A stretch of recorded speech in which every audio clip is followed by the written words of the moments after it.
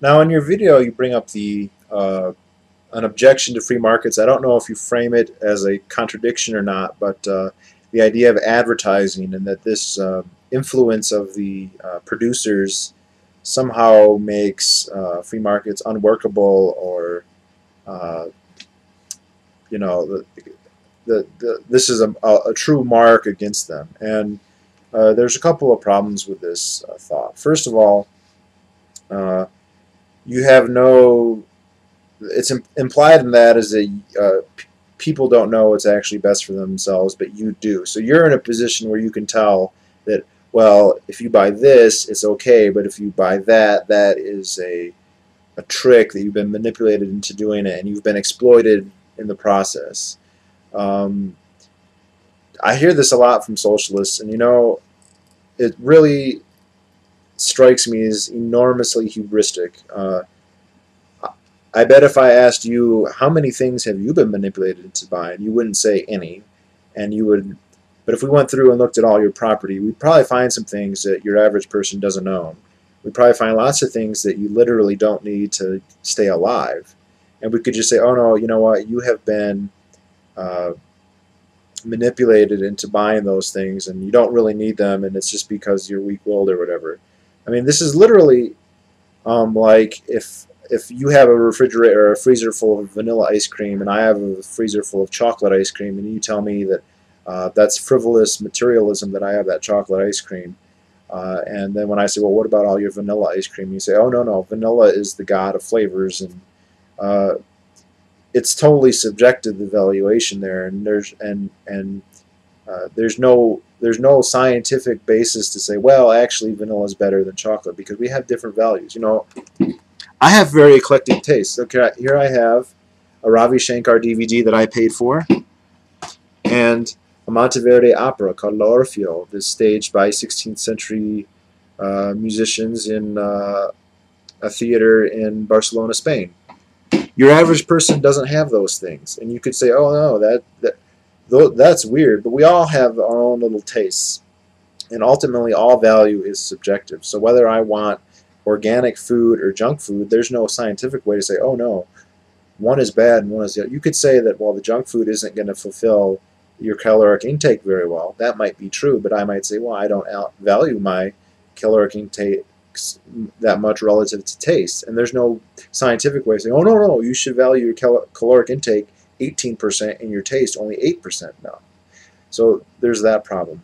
The other problem is you falsely allege, well, only partially falsely allege, that somehow free markets, in order to work, are predicated on consumers being either completely incorruptible or unmanipulatable or possessing perfect knowledge.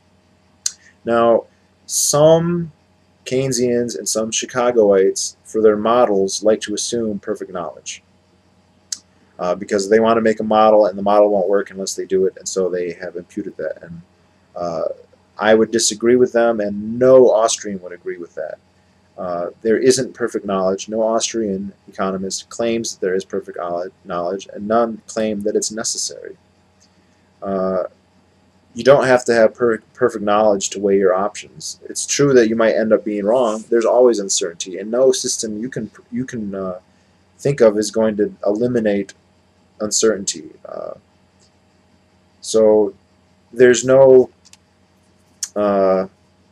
basis for claiming that it's necessary. No free market person, at least Austrians, claim that it's necessary for consumers to have perfect knowledge.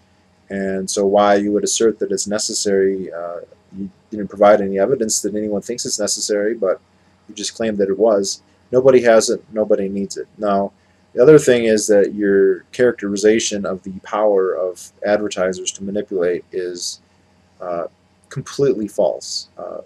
If people were that stupid and malleable and could be made to buy things, then no company ever would ever lose money, because all they would have to do is advertise, and the advertising would guarantee profits. If it was as powerful as you say it is, then you wouldn't even need a product. All you would need to do is, you could sell shit. You could sell anything. You could have empty CD cases, and your advertising would just make people buy it. And of course, it doesn't work that way, because unlike with government propaganda, uh, propaganda, and that's, you know, maybe a fair term for goods and services, can be verified. So I can watch a commercial that tells me that, or at least implies that if I eat this cereal, I'll be swamped by attractive women, and I can buy the cereal and I can eat it, and upon not getting swamped by attractive women, I will know that it's false, and I'm not going to be tricked again as if I was tricked before. And advertisers know this. Companies don't advertise all their products. If advertising was as powerful as you said it was, they could advertise anything. But they only advertise their best products because they don't want to waste money advertising something that's so crappy that even after they spend all the money advertising, people still won't buy it. They want repeat buyers, and if the stuff is crappy, it's not going to get a repeat buyer, no matter how enticing the commercial is. So, uh, I mean, literally, for your argument is that we're helpless pawns at the fingertips of advertisers. And if this was true, then no company would ever lose money. You know, if companies losing money, why don't they just get an advertiser to make all their products sell off the shelves? It's not a rhetorical question. If what your position is true, then that's the case. Now, the second thing is also, if people are this easy to manipulate and this stupid and this malleable, then what makes you think that democracy is going to work? If people can be convinced of something so easily, what makes you think that the regulators and the government won't abuse that, which they do all the time?